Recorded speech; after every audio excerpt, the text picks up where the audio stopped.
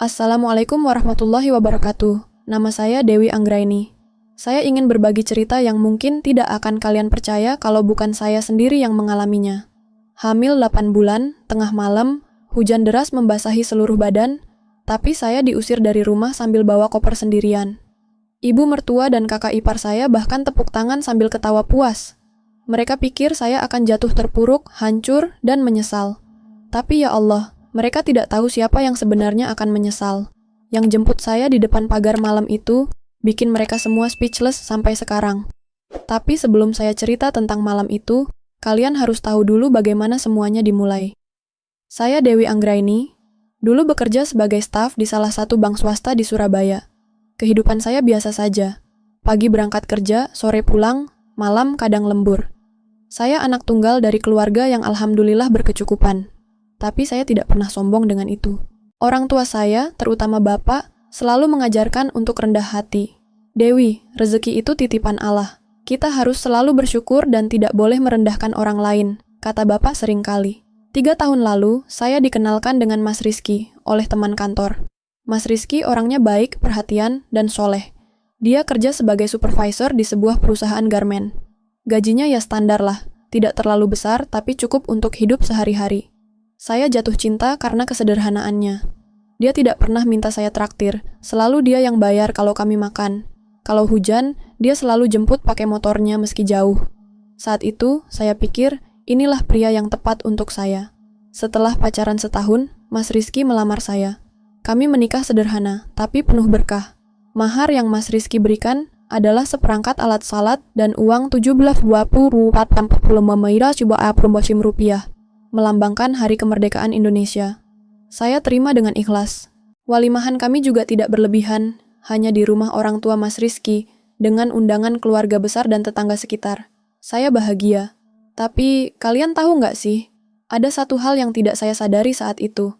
Mas Rizky itu, mama's boy. Apapun yang ibu mertua saya bilang, dia iyain. Ibu mertua bilang pagi, dia bilang pagi. Ibu mertua bilang malam, dia bilang malam juga. Awalnya saya pikir itu karena Mas Rizky berbakti sama orang tua.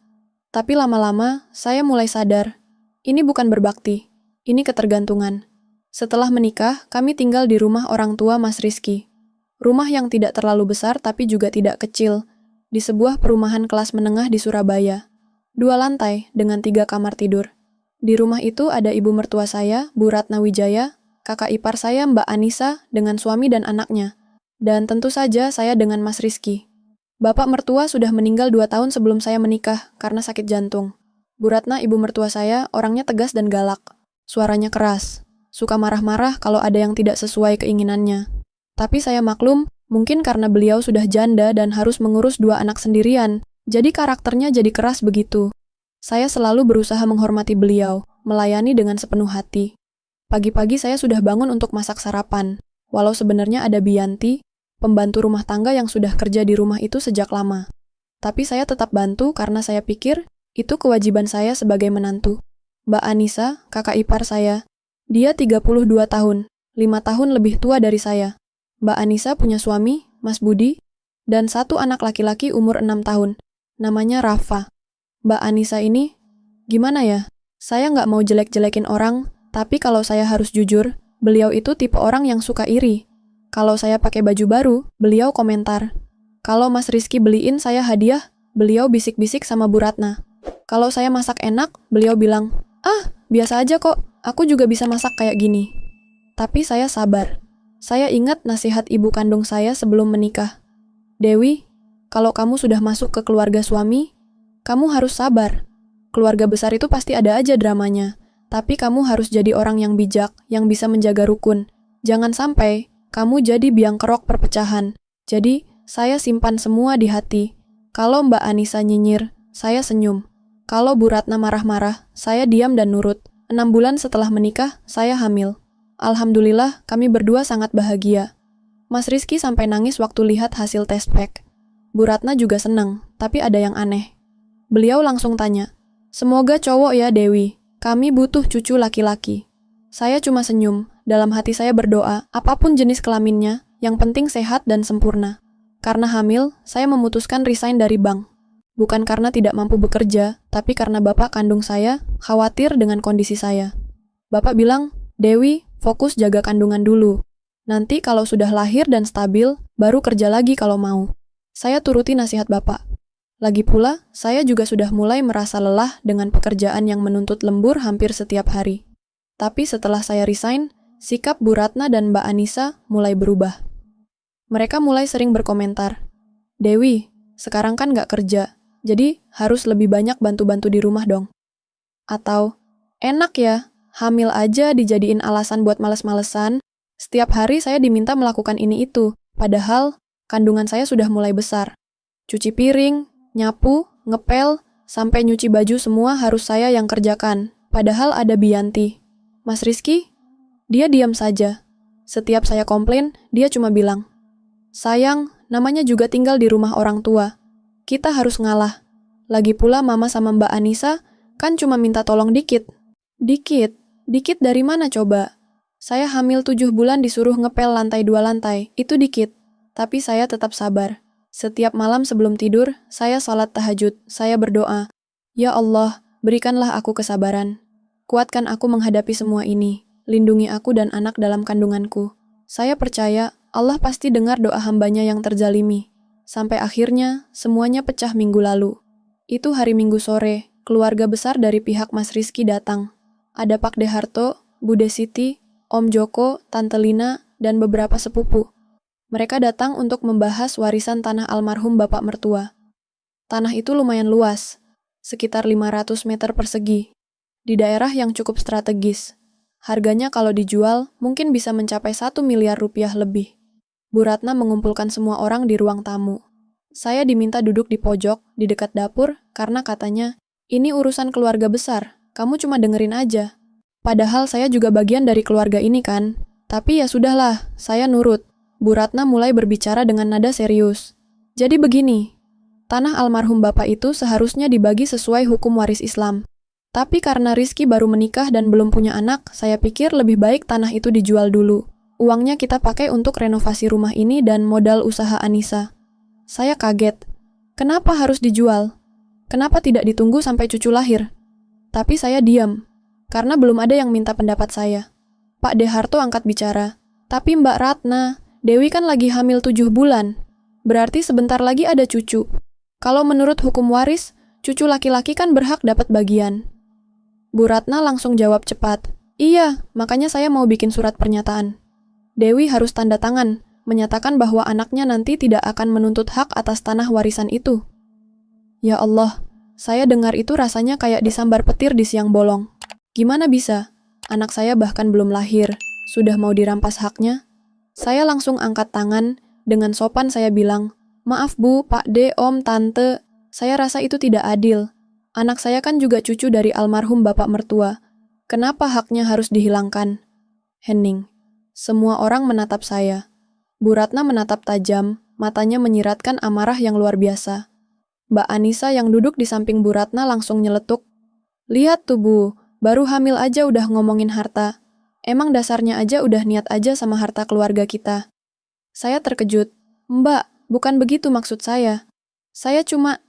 Bu Ratna memotong, "Udah Dewi, ini urusan keluarga besar. Kamu diam aja, nanti kita bicarakan lagi." Acara itu berakhir canggung.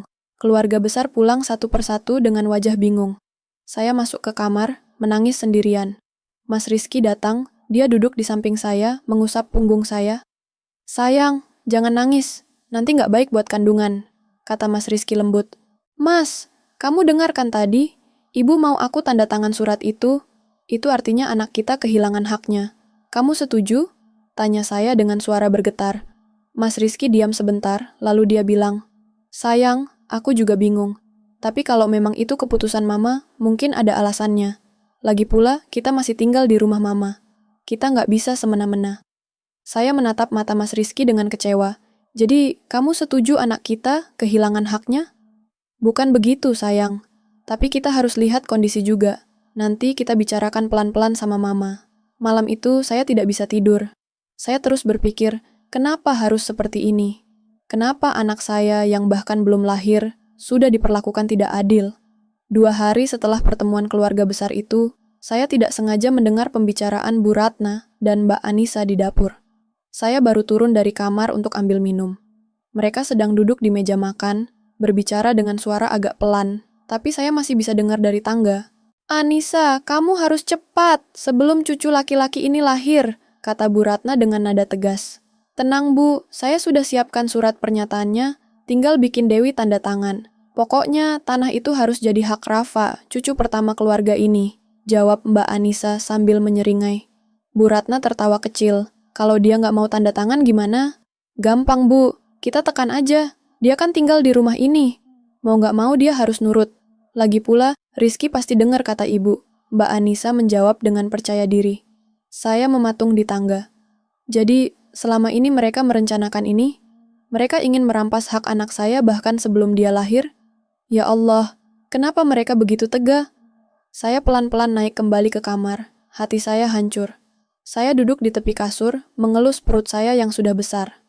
"Nak, maafin ibu ya. Ibu nggak bisa lindungi kamu dari keluarga ini," bisik saya sambil menangis. Malam harinya, setelah Mas Rizky pulang kerja, saya ceritakan apa yang saya dengar di dapur tadi siang. Mas Rizky mandi dulu, lalu kami duduk di kamar. "Mas, tadi siang saya dengar ibu dan Mbak Anissa bicara. Mereka mau tekan saya buat tanda tangan surat itu. Mereka bilang, tanah warisan harus jadi hak Rafa," cerita saya dengan suara lirih. Mas Rizky menatap saya dengan wajah bingung.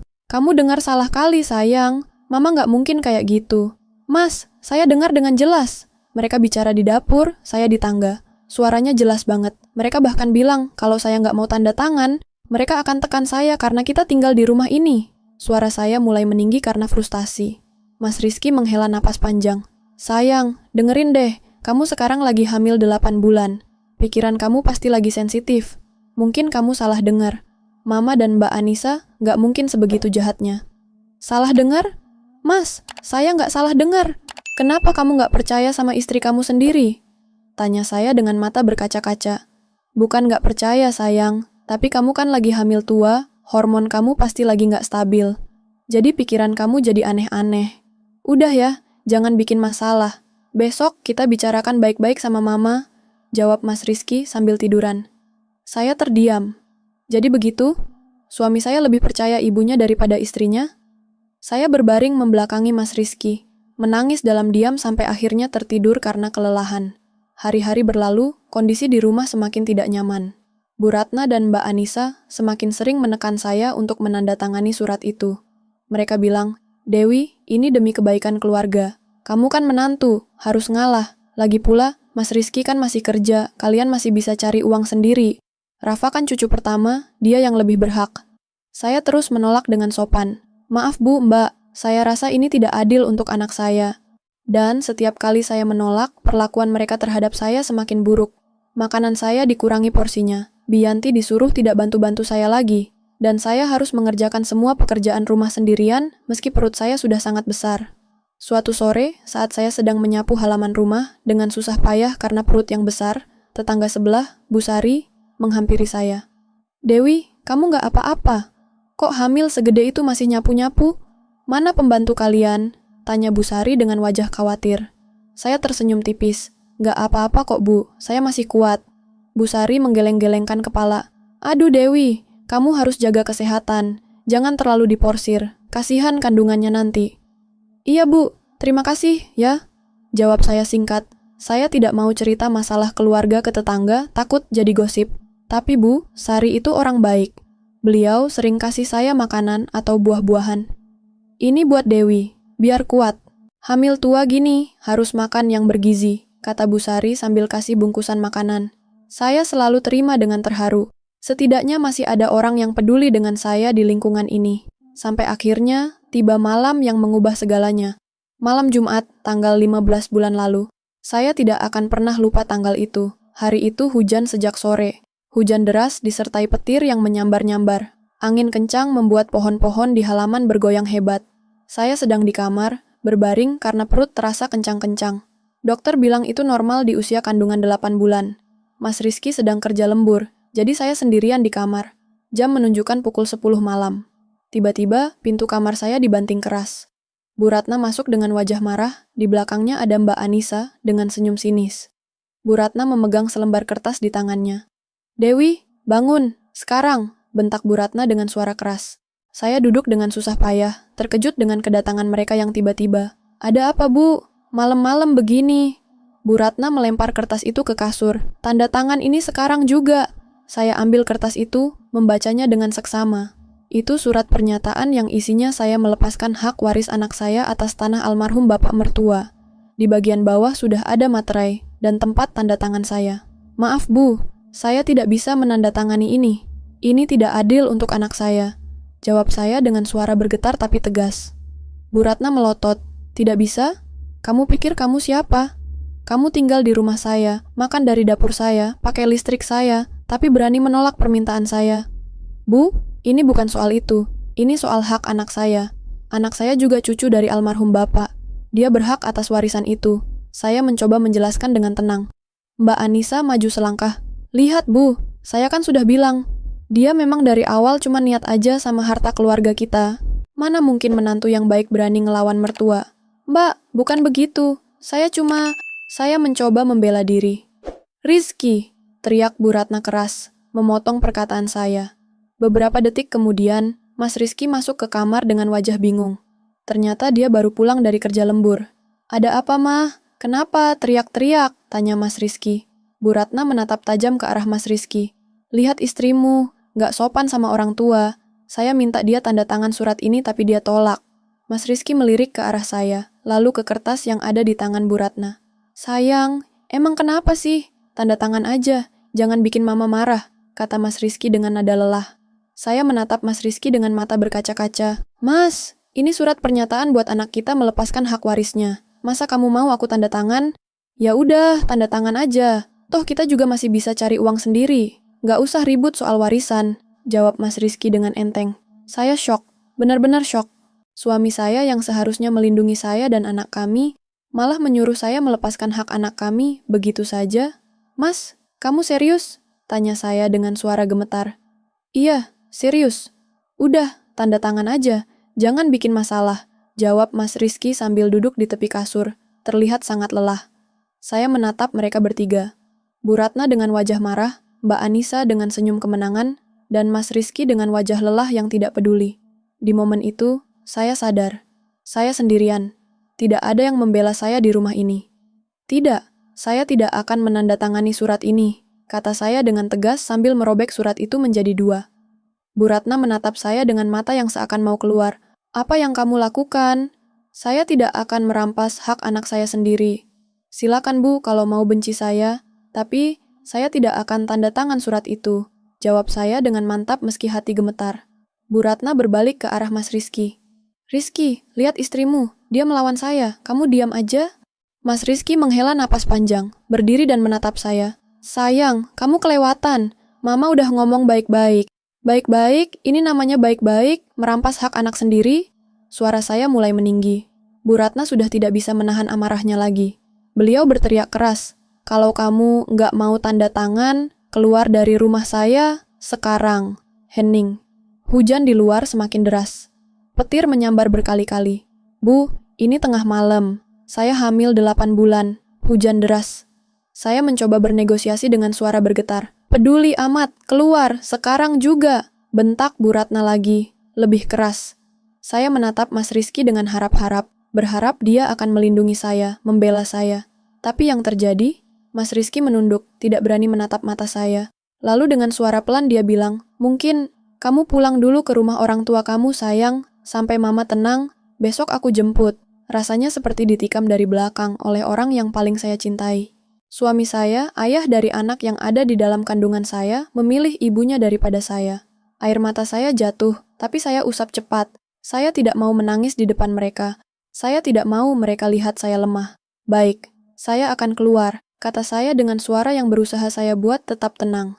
Saya berdiri dengan susah payah, perut yang besar membuat saya harus berpegangan pada tepi kasur. Saya buka lemari, ambil koper kecil, dan mulai memasukkan beberapa baju, perlengkapan mandi, dan dokumen-dokumen penting saya. Tangan saya gemetar saat melipat baju. Hati saya hancur berkeping-keping. Bu Ratna dan Mbak Anissa berdiri di pintu kamar, menyaksikan saya dengan wajah dingin. Mas Rizky duduk di tepi kasur, menunduk, tidak berani menatap saya. Setelah koper saya penuh, saya tutup resletingnya. Saya ambil tas selempang berisi dompet dan HP saya. Lalu saya berdiri, menatap Mas Rizky untuk terakhir kalinya. Mas, terima kasih sudah menunjukkan siapa kamu sebenarnya. Sekarang saya tahu, istri hamil 8 bulan kamu tidak sepenting ibumu, kata saya dengan suara tenang tapi dalam. Mas Rizky masih menunduk, tidak menjawab. Saya seret koper saya keluar kamar. Bu Ratna dan Mbak Anissa memberi jalan dengan senyum puas. Saya turun tangga dengan susah payah, satu tangan memegang koper, satu tangan berpegangan pada pegangan tangga. Perut saya yang besar membuat setiap langkah terasa berat. Beberapa kali saya harus berhenti karena kencang-kencang di perut. Saat sampai di ruang tamu, saya mendengar suara tepuk tangan. Saya berbalik, Bu Ratna dan Mbak Anissa berdiri di atas tangga, bertepuk tangan sambil tertawa. Akhirnya bersih juga rumah ini dari penjilat harta, teriak Mbak Anissa sambil tertawa. Cepat pergi, jangan balik lagi kalau nggak mau tanda tangan, tambah Bu Ratna dengan nada mengejek. Saya menatap mereka dengan tatapan kosong, tidak ada lagi air mata, saya sudah terlalu lelah untuk menangis. Saya hanya ingin keluar dari rumah ini secepat mungkin. Saya tarik koper saya menuju pintu depan. Bianti yang melihat dari dapur langsung berlari menghampiri saya dengan wajah khawatir. Bu Dewi, mau kemana Bu? Kok bawa koper? Hujan deres loh Bu, tanya Bianti sambil menatap saya dengan mata berkaca-kaca. Saya pulang Bi, doain saya ya, jawab saya sambil tersenyum tipis. Bianti memeluk saya sebentar. Sabar ya Bu, Allah pasti kasih jalan. Saya buka pintu rumah. Hujan masih deras sekali. Angin kencang membuat air hujan menerpa kemana-mana. Jalanan sudah seperti sungai kecil. Saya berdiri di teras rumah, menatap hujan yang lebat itu. Koper saya di samping, badan saya mulai basah karena percikan air hujan yang terbawa angin. Saya dengar pintu rumah tetangga sebelah terbuka. Bu Sari keluar dengan payung, wajahnya syok melihat saya. Dewi, kok kamu di luar? Hamil segede itu. Mau kemana tengah malam begini? Teriak Bu Sari dari teras rumahnya. Sebelum saya sempat menjawab, suara Mbak Anissa terdengar dari dalam rumah. Biarin aja Bu Sari, itu urusan keluarga kami. Bu Sari menatap tidak percaya ke arah pintu rumah, lalu kembali menatap saya. Dewi, kamu tunggu sebentar. Ibu panggilin Pak RT, kata Bu Sari sambil masuk ke rumahnya lagi. Tapi saya tidak mau menunggu. Saya tidak mau jadi tontonan tetangga. Saya tidak mau banyak orang tahu. Saya diusir dari rumah sendiri tengah malam, dalam kondisi hamil tua. Itu memalukan. Dalam budaya kita, diusir dari rumah suami adalah aib yang sangat besar. Tetangga akan bergosip, keluarga akan bertanya-tanya, dan saya akan jadi bahan omongan satu kompleks. Saya tarik nafas dalam, mengelus perut saya yang besar. Nak, maafin ibu ya. Sekarang kita berdua aja. Tapi ibu janji, ibu akan lindungi kamu, bisik saya pada anak dalam kandungan. Lalu saya melangkah keluar. Hujan langsung membasahi seluruh tubuh saya. Baju tidur yang saya pakai langsung basah kuyup. Koper saya seret di tangan kanan. Tas selempang saya pegang erat dengan tangan kiri. Setiap langkah terasa berat. Sepatu sandal saya tergenang air. Jalanan licin dan berlubang membuat saya harus berhati-hati agar tidak terjatuh. Saya berjalan menuju pagar depan kompleks yang jaraknya sekitar 50 meter dari rumah. Hujan semakin deras. Petir menyambar berkali-kali, membuat langit seakan retak. Saya mendengar beberapa pintu rumah tetangga terbuka. Orang-orang mengintip dari balik jendela. Tapi saya tidak peduli lagi. Saya terus berjalan. Ketika sampai di depan pagar rumah, saya berhenti. Badan saya menggigil kedinginan. Baju sudah basah total, rambut lengket di wajah. Saya berdiri di bawah guyuran hujan, menatap jalanan gelap di luar pagar. Kemana saya harus pergi sekarang? Pulang ke rumah orang tua. Tapi rumah orang tua saya jauh, di seberang kota. Naik ojek online, tapi tengah malam begini, siapa yang mau jemput? Saya ambil HP dari tas. Layarnya basah karena hujan. Saya coba nyalakan tapi tangan saya gemetar, entah karena dingin atau karena emosi yang sudah mencapai puncak. Saya ingin menghubungi Bapak, tapi saya tidak mau membuat beliau khawatir tengah malam begini. Bapak punya sakit jantung. Saya takut kalau beliau syok mendengar kondisi saya sekarang. Saya berdiri di sana, di bawah guyuran hujan, dengan koper di samping. Air mata saya bercampur dengan air hujan di wajah. Saya angkat tangan ke atas, menatap langit yang gelap. Ya Allah, Engkau tahu aku tidak bersalah. Aku hanya membela hak anak yang Engkau titipkan dalam kandunganku. Aku pasrahkan semuanya padamu. Lindungi aku dan anakku. Berikan kami keadilan. Tunjukkan pada mereka bahwa Engkau Maha Adil. Amin, bisik saya dengan suara bergetar. Tiba-tiba, saya melihat lampu mobil dari kejauhan. Sebuah mobil besar berwarna hitam mengkilap melaju pelan menuju rumah ini. Saya merasa aneh. Siapa yang datang tengah malam begini? Apalagi dengan mobil sebesar itu. Mobil itu berhenti tepat di depan pagar rumah, di depan saya. Pintu mobil terbuka. Turun seorang pria berusia sekitar 50-an dengan jas rapi dan payung besar. Saya kenali orang itu. Itu Pak Hendra, supir pribadi Bapak. Permisi, Ibu Dewi Anggraini, tanya Pak Hendra dengan sopan sambil menghampiri saya dengan payung. Saya terkejut. Pak Hendra, kok Bapak bisa ada di sini? Pak Hendra membuka payung di atas kepala saya, melindungi saya dari hujan. Saya disuruh Pak Direktur untuk menjemput Ibu. Beliau tahu, Ibu ada masalah. Mari Bu, mobilnya sudah saya hidupkan penghangatnya. Ibu pasti kedinginan, kata Pak Hendra sambil mengambil koper saya. Saya masih bingung, tapi Bapak kok bisa tahu? Nanti Pak Direktur yang jelasin Bu. Sekarang kita pulang dulu. Ibu harus ganti baju kering dan istirahat. Kasihan kandungannya, jawab Pak Hendra sambil membimbing saya menuju mobil. Dari kejauhan, saya melihat Bu Ratna dan Mbak Anissa mengintip dari jendela lantai 2. Wajah mereka terlihat syok, mulut terbuka lebar. Beberapa tetangga yang tadinya mengintip dari balik jendela sekarang keluar ke teras rumah masing-masing, penasaran dengan mobil mewah yang datang tengah malam. Pak Hendra membuka pintu mobil untuk saya. Di dalam mobil, AC-nya hangat. Ada selimut tebal dan handuk. Pak Hendra mengambil handuk, memberikannya pada saya. Ini Bu, keringkan badan dulu. Saya sudah sediakan baju ganti di kursi belakang, kata Pak Hendra sambil menutup pintu mobil. Saya duduk di dalam mobil yang mewah dan hangat itu menatap keluar jendela. Bu Ratna dan Mbak Anissa sekarang sudah turun ke teras, menatap mobil ini dengan wajah tidak percaya. Beberapa tetangga sudah berkumpul di depan rumah mereka, berbisik-bisik sambil menunjuk ke arah mobil. Bu Sari yang tadinya mau memanggil Pak RT sekarang berdiri di teras rumahnya dengan wajah lega melihat saya sudah ada yang jemput. Beliau melambaikan tangan ke arah saya dengan senyum. Pak Hendra masuk ke mobil, menaruh koper saya di bagasi, lalu duduk di kursi sopir. Siap Bu, kita pulang sekarang? Saya mengangguk sambil mengelap air mata yang masih mengalir. Mobil mulai berjalan perlahan, meninggalkan rumah yang selama hampir 3 tahun saya tempati. Saya menatap keluar jendela, melihat Bu Ratna dan Mbak Anissa yang masih berdiri di teras dengan wajah pucat. Mas Rizky juga sudah keluar, berdiri di belakang ibunya, dengan wajah bingung. Saya tidak tahu harus merasa apa. Lega, sedih, marah, semuanya bercampur menjadi satu. Yang pasti, malam ini adalah malam yang mengubah hidup saya selamanya. Selama perjalanan pulang, Pak Hendra sesekali melirik ke kaca spion, memastikan saya baik-baik saja. Ibu ganti baju dulu ya Bu, nanti masuk angin. Di kursi belakang sudah saya sediakan baju kering, kata Pak Hendra. Saya ambil tas yang ada di kursi belakang. Di dalamnya ada setelan baju hangat, handuk besar, bahkan ada sandal kering. Saya ganti baju dengan susah payah di dalam mobil yang sedang berjalan. Perut yang besar membuat gerakan saya terbatas. Setelah berganti baju kering dan mengeringkan rambut dengan handuk, saya merasa sedikit lebih baik. Pak Hendra, maaf, tapi Bapak kok bisa tahu saya ada masalah? Saya kan belum hubungi Bapak, tanya saya dengan suara masih gemetar. Pak Hendra tersenyum tipis melalui kaca spion. Pak Direktur punya cara sendiri, Bu. Beliau selalu khawatir sama Ibu. Makanya beliau minta orang untuk selalu pastiin Ibu baik-baik aja. Tadi ada yang lapor ke Pak Direktur kalau Ibu ada masalah di rumah. Langsung deh, Pak Direktur suruh saya ke sana. Jadi selama ini Bapak punya orang yang mengawasi saya. Saya tidak tahu harus senang atau sedih. Senang karena Bapak peduli. Sedih karena ternyata kondisi saya memang sudah seburuk itu sampai Bapak harus mengawasi. Mobil melaju melewati jalanan kota Surabaya yang sepi di tengah malam. Hujan masih turun tapi tidak sederas tadi. Lampu-lampu jalan menerangi perjalanan kami. Saya mengelus perut saya yang besar, merasakan gerakan bayi di dalam. Nak, mulai sekarang hidup kita akan berbeda. Kita akan tinggal sama kakek, nenek, dan keluarga yang benar-benar sayang sama kita, bisik saya pada bayi dalam kandungan.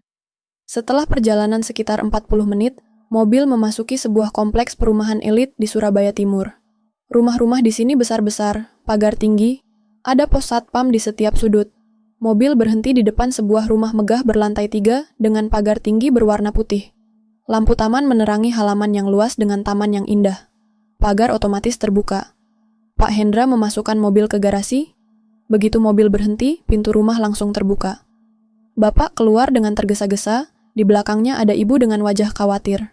Mereka berdua mengenakan baju tidur, terlihat baru bangun dari tidur. "Dewi, ya Allah, anakku!" teriak ibu sambil berlari menghampiri saya. Pak Hendra membuka pintu mobil untuk saya. Begitu saya keluar, ibu langsung memeluk saya erat. Saya merasakan kehangatan pelukan ibu yang sudah lama tidak saya rasakan. Air mata saya pecah lagi, kali ini saya menangis sejadi-jadinya di pelukan ibu. "Maafin Dewi, Bu. Dewi nggak bisa jadi menantu yang baik. Dewi gagal jaga rumah tangga," kata saya di sela-sela isakan. Ibu mengelus kepala saya dengan lembut.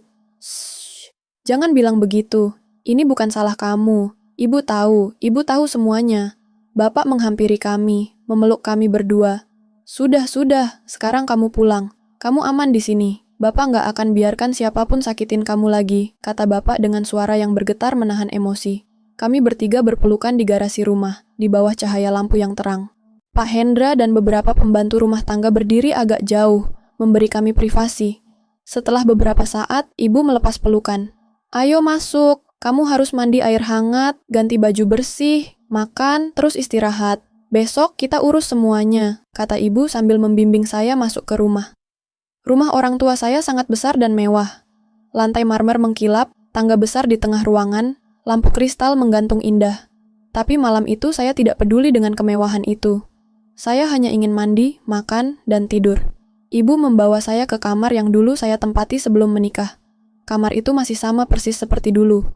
Kasur besar dengan spray pink, meja rias, lemari besar. Bahkan boneka-boneka lama saya masih ada di rak.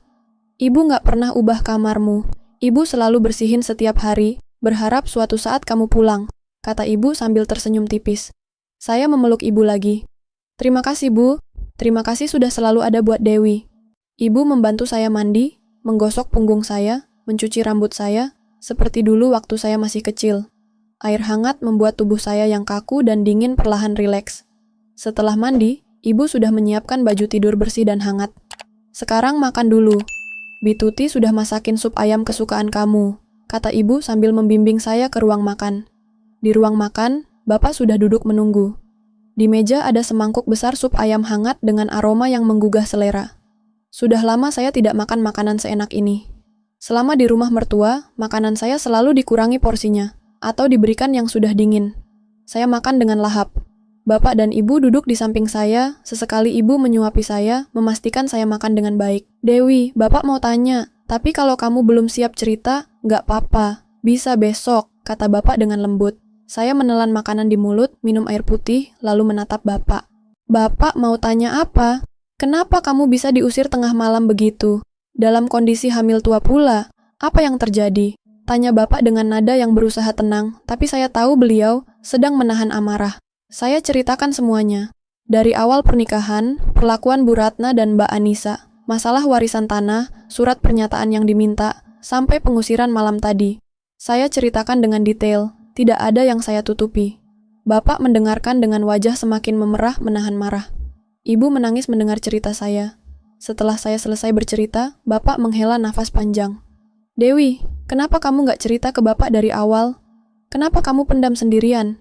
Bapak kan bisa bantu," kata Bapak dengan suara bergetar. "Dewi takut Bapak marah. Dewi juga malu, Bu. Menantu yang baik kan harusnya bisa adaptasi sama keluarga suami. Tapi Dewi gagal," jawab saya sambil menunduk. Ibu menggenggam tangan saya erat. "Kamu nggak gagal, Nak. Mereka yang keterlaluan. Kamu sudah berusaha dengan baik, bahkan terlalu baik sampai kamu dikerjain kayak pembantu." Bapak berdiri, mondar-mandir di ruang makan. "Besok Bapak akan urus semuanya. Mereka harus bertanggung jawab, terutama Rizky. Dia laki-laki tapi nggak bisa lindungi istrinya sendiri. Pak, sekarang yang penting, Dewi istirahat dulu. Besok kita pikirkan," kata ibu sambil membantu saya berdiri. Malam itu saya tidur di kamar saya yang dulu. Kasur empuk, selimut tebal dan hangat, ruangan yang tenang. Tidak ada lagi teriakan Bu Ratna, tidak ada lagi sindiran Mbak Anissa, tidak ada lagi suara tangis Rafa yang sering bangunin saya tengah malam. Saya tidur dengan nyenyak untuk pertama kalinya dalam berbulan-bulan. Pagi harinya, saya bangun dengan aroma masakan enak dari dapur. Saya turun ke bawah, melihat ibu dan Bituti sedang menyiapkan sarapan. Menu lengkap, nasi uduk, ayam goreng, tempe orek, sambal, dan jus jeruk segar. "Selamat pagi, Nak. Tidur nyenyak?" tanya ibu sambil tersenyum. Alhamdulillah Bu, nyenyak banget. Udah lama Dewi nggak tidur senyenyak itu, jawab saya sambil duduk di meja makan. Bapak masuk dari ruang kerja dengan wajah serius. Dewi, Bapak sudah bicara sama pengacara kita tadi pagi. Mereka akan urus masalah warisan dan juga masalah pengusiranmu semalam. Pak, Dewi nggak mau ribet. Dewi cuma nggak mau anak Dewi kehilangan haknya, kata saya. Bapak duduk di samping saya. Ini bukan soal ribet atau tidak, Dewi. Ini soal keadilan. Mereka nggak bisa seenaknya mengusir istri yang hamil tua tengah malam dalam hujan. Itu pelanggaran hukum. Dan soal warisan, cucunya almarhum Bapak, mertua kamu punya hak yang sama. Itu hukum waris Islam. Saya mengangguk pelan. Dalam hati saya berdoa, semoga Allah memberikan keadilan untuk saya dan anak saya. Hari itu, berita tentang saya yang dijemput mobil mewah tengah malam sudah menyebar di kompleks perumahan tempat rumah mertua saya. Bu Sari yang kebetulan teman baik ibu saya sejak dulu langsung menghubungi ibu menceritakan detail kejadian semalam. Bu Sari juga bilang, tetangga-tetangga sudah mulai bergosip tentang keluarga Bu Ratna. Bu Dewi, di sini pada ngomongin semua. Bu Ratna sama Mbak Anissa jadi bahan omongan. Kata orang-orang, nggak ada mertua yang sejahat itu, ngusir menantu hamil tua tengah malam. Apalagi sekarang pada tahu Bu Dewi itu anak Pak Direktur Budi Santoso, yang punya perusahaan konstruksi gede itu. Bu Ratna sama Mbak Anissa malu setengah mati. Cerita Bu Sari panjang lebar lewat telepon. Ibu mendengarkan sambil tersenyum tipis. Ya sudah Bu Sari, terima kasih ya sudah jaga Dewi selama ini. Nanti kalau Dewi sudah agak baikan, pasti dia ke sana. Minggu berikutnya, kompleks perumahan itu semakin heboh. Grup WhatsApp RT yang biasanya cuma buat informasi keamanan sekarang, penuh dengan obrolan tentang keluarga Bu Ratna. Salah satu tetangga yang kebetulan kerja di PT Jaya Abadi, perusahaan bapak saya, share foto saya bersama bapak di kantor waktu acara peresmian proyek beberapa bulan lalu. Astaga, Bu Dewi itu anaknya Pak Direktur Budi Santoso, pemilik PT Jaya Abadi yang bangun perumahan kita ini, tulis tetangga itu di grup. Grup langsung heboh. Puluhan pesan, masuk dalam hitungan menit. Ada yang bilang, pantesan Bu Dewi orangnya sopan banget, ternyata dari keluarga berada. Ada yang bilang, Bu Ratna sama Mbak Anissa salah pilih musuh kayaknya.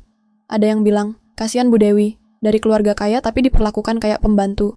Bu Ratna dan Mbak Anissa yang juga ada di grup itu, langsung offline. Mereka tidak bisa membantah karena semua orang sudah tahu kebenarannya. Hari Minggu, ada arisan RT seperti biasa. Bu Ratna dan Mbak Anissa tetap datang, sepertinya untuk menjaga image bahwa tidak ada masalah di keluarga mereka. Tapi begitu mereka datang, suasana jadi canggung. Ibu-ibu yang biasanya ramah menyapa mereka sekarang cuma senyum tipis terus ngobrol sendiri. Ketua arisan Bu Hesti, dengan nada agak sinis bertanya, Bu Ratna, kok nggak ajak Bu Dewi? Atau dia sudah nggak jadi menantu ibu lagi? Bu Ratna tersenyum kaku, Bu Dewi lagi di rumah orang tuanya. Oh, maksudnya yang kemarin dijemput mobil mewah tengah malam itu ya? Kasihan ya Bu, hamil segede itu diusir tengah malam, sahut salah satu ibu dengan nada mengejek. Mbak Anissa mencoba membela. Bukan diusir kok Bu, dia yang mau pulang sendiri. Pulang sendiri, tengah malam, hujan deres, bawa koper? Kayaknya agak aneh deh alasannya, sahut ibu yang lain. Bu Ratna dan Mbak Anissa tidak bisa menjawab. Mereka duduk dengan wajah menunduk sepanjang acara arisan. Tidak ada yang mau ngobrol dengan mereka. Bahkan waktu arisan selesai dan biasanya, ibu-ibu pada ngobrol lagi sambil makan kue, Bu Ratna dan Mbak Anissa langsung pulang karena tidak tahan dengan tatapan menghakimi dari tetangga-tetangga. Di rumah, Mas Rizky mulai gelisah. Beliau mencoba menghubungi saya berkali-kali, tapi saya tidak pernah angkat.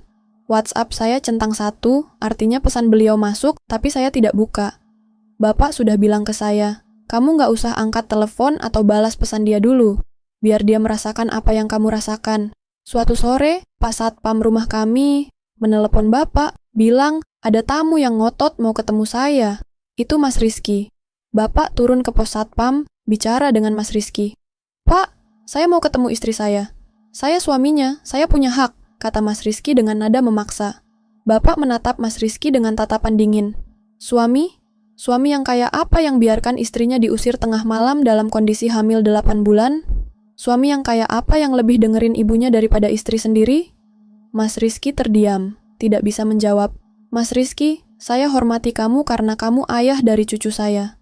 Tapi saya nggak bisa terima perlakuan kamu ke anak saya. Sekarang Dewi butuh istirahat. Kalau kamu benar-benar peduli sama dia, kamu harusnya pikirkan kesehatan dia dan bayi dalam kandungannya, bukan egois pengen ketemu karena kamu merasa bersalah, kata bapak dengan tegas. Tapi Pak, pulang Mas Rizky. Kalau memang rezeki, nanti kalian ketemu lagi. Tapi sekarang, please, biarkan anak saya tenang. Potong bapak. Mas Rizky akhirnya pulang dengan wajah tertunduk. Dari jendela kamar saya di lantai 2, saya melihat punggung Mas Rizky yang berjalan gontai, menuju motornya yang diparkir di luar pagar. Entah kenapa, hati saya tidak merasa kasihan sama sekali. Saya justru merasa lega karena Bapak melindungi saya. 2 minggu setelah kejadian pengusiran itu, kondisi saya sudah jauh lebih baik. Saya makan teratur, tidur nyenyak, tidak ada lagi stres berkepanjangan. Bahkan dokter kandungan yang periksa saya bilang, kondisi bayi dan saya sangat baik. Ibu kelihatan jauh lebih sehat dari terakhir kali periksa. Ini bagus untuk persiapan persalinan, kata dokter. Tapi di sisi lain, saya dengar dari Bu Sari yang sesekali menelepon ibu, kalau kondisi di rumah mertua saya mulai kacau.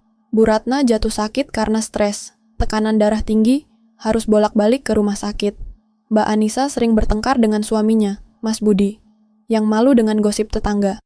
Gara-gara kamu dan mama, keluarga kita jadi bahan omongan sekompleks.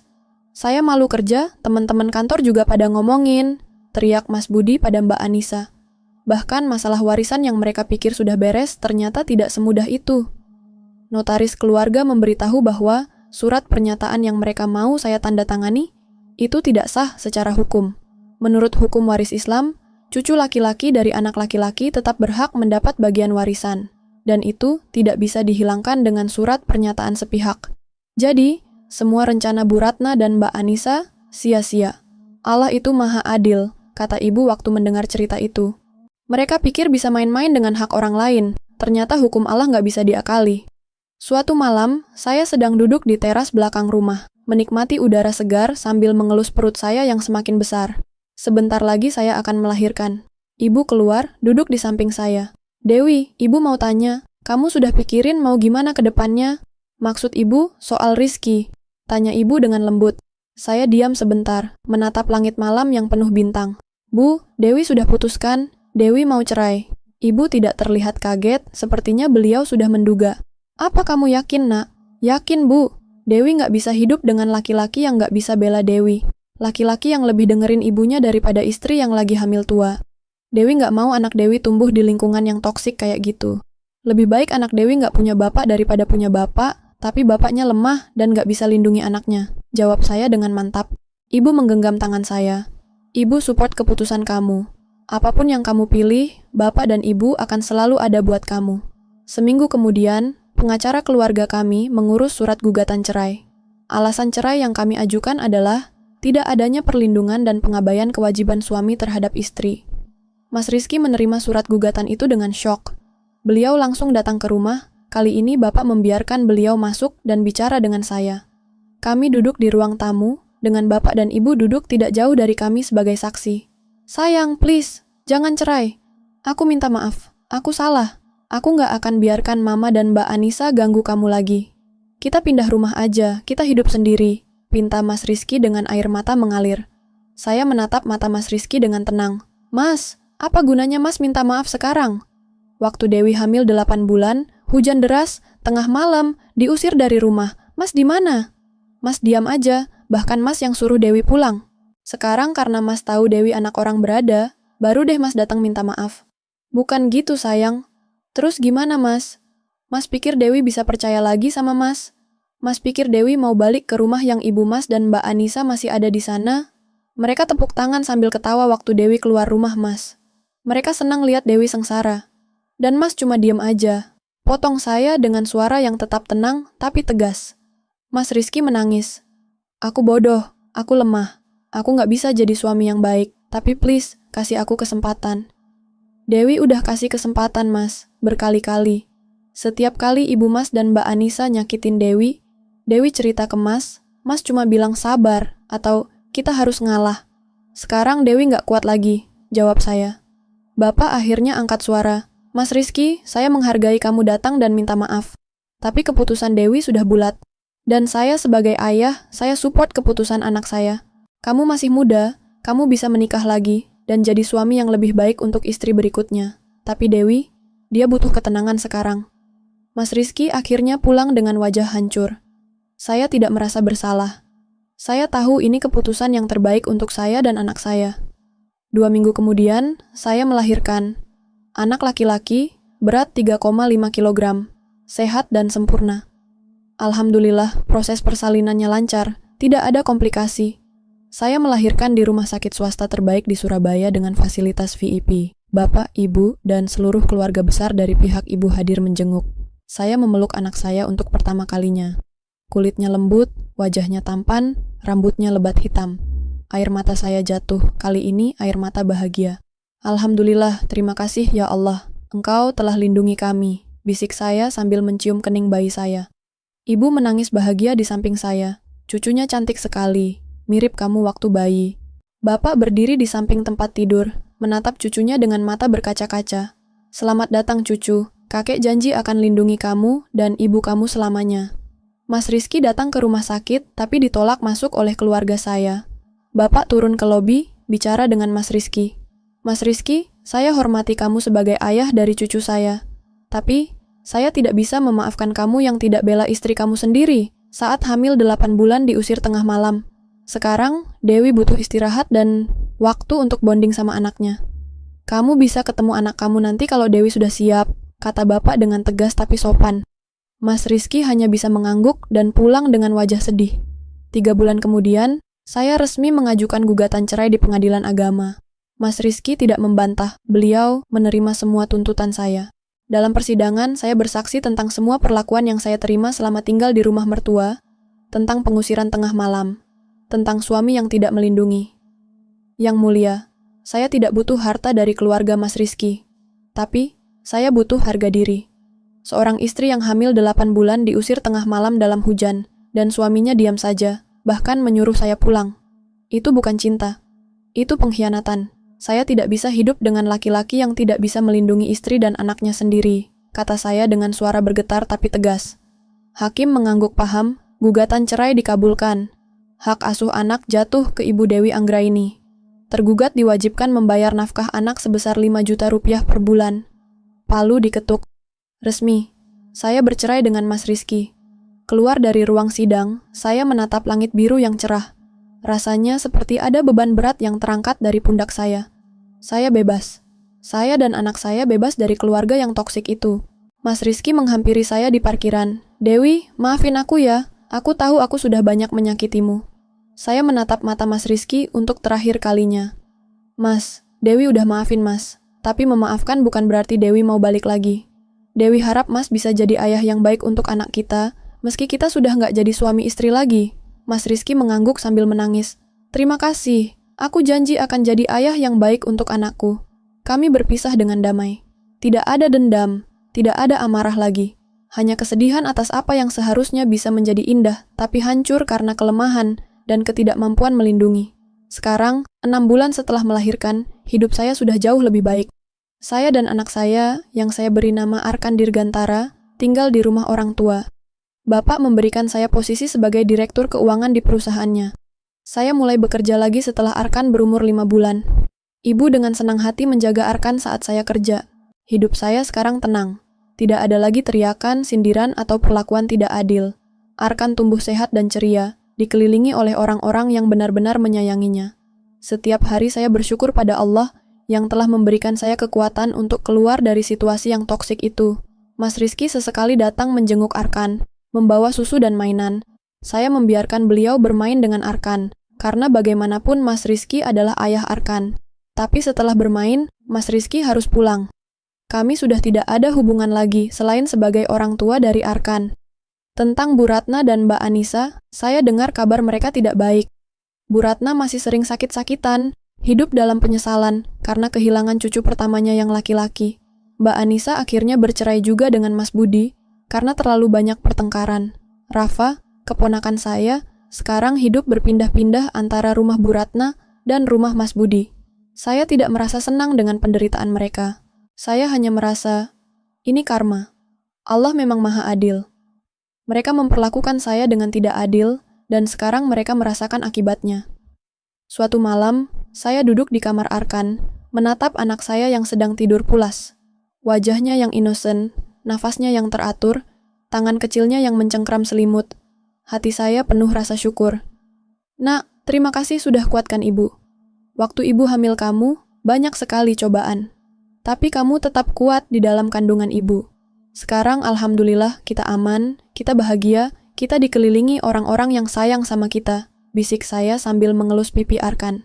Saya ambil HP, membuka catatan yang saya tulis beberapa bulan lalu. Catatan tentang semua yang saya alami. Saya pikir, mungkin cerita saya bisa jadi pelajaran untuk wanita-wanita lain di luar sana. Dan di sini saya berbagi cerita ini dengan kalian semua. Saya ingin sampaikan beberapa pesan penting kepada para istri dan menantu di luar sana yang mungkin mengalami hal serupa dengan saya. Jangan pernah menerima perlakuan tidak adil, apalagi saat kamu sedang hamil. Kamu punya harga diri. Kamu punya hak. Menantu bukan pembantu. Kamu meninggalkan keluargamu untuk keluarga suami, tapi itu bukan berarti kamu harus menerima perlakuan yang tidak manusiawi. Kepada para suami, istri bukan hadiah yang bisa kamu sia-siakan. Dia meninggalkan keluarganya, namanya, kehidupan lamanya, untuk membangun keluarga bersamamu. Hormati dan lindungi dia. Jangan jadi mamas boy yang tidak bisa bela istri sendiri. Allah akan tanya kamu nanti di akhirat, bagaimana kamu memperlakukan istri yang sudah dia amanahkan padamu. Kepada para mertua dan keluarga besar, menantu bukan pembantu. Menantu adalah ibu dari cucu kamu. Perlakukan dia seperti anak sendiri. Jangan karena dia tinggal di rumahmu, kamu pikir kamu bisa seenaknya memperlakukan dia dengan tidak adil. Allah melihat segalanya. Karma itu nyata. Dan yang terakhir, kepada semua yang mendengarkan cerita saya, percayalah pada keadilan Allah. Mungkin keadilan tidak datang cepat, tapi pasti datang. Allah tidak tidur. Allah melihat semua kezaliman yang terjadi. Dan Allah pasti akan memberikan keadilan, entah di dunia atau di akhirat. Saya bersyukur atas semua yang terjadi.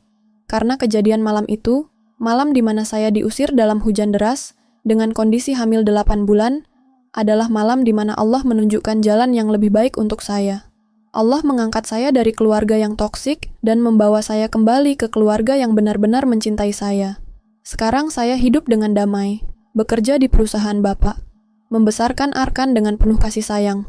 Dan yang terpenting, saya punya harga diri saya kembali. Saya tidak lagi menjadi wanita yang selalu menunduk, selalu mengalah, selalu menerima perlakuan tidak adil dengan alasan kesabaran. Saya sekarang adalah wanita yang tahu harga dirinya, yang tahu kapan harus berjuang untuk keadilan. Terima kasih sudah mendengarkan cerita saya, semoga bermanfaat, semoga menjadi pelajaran, semoga tidak ada lagi wanita yang mengalami apa yang saya alami. Dan semoga para suami di luar sana belajar menjadi pelindung sejati untuk istri dan anak-anaknya. Ingat, karma itu nyata. Allah Maha Adil, kebaikan akan kembali dengan kebaikan, kezaliman akan kembali dengan kezaliman juga. Wassalamualaikum warahmatullahi wabarakatuh.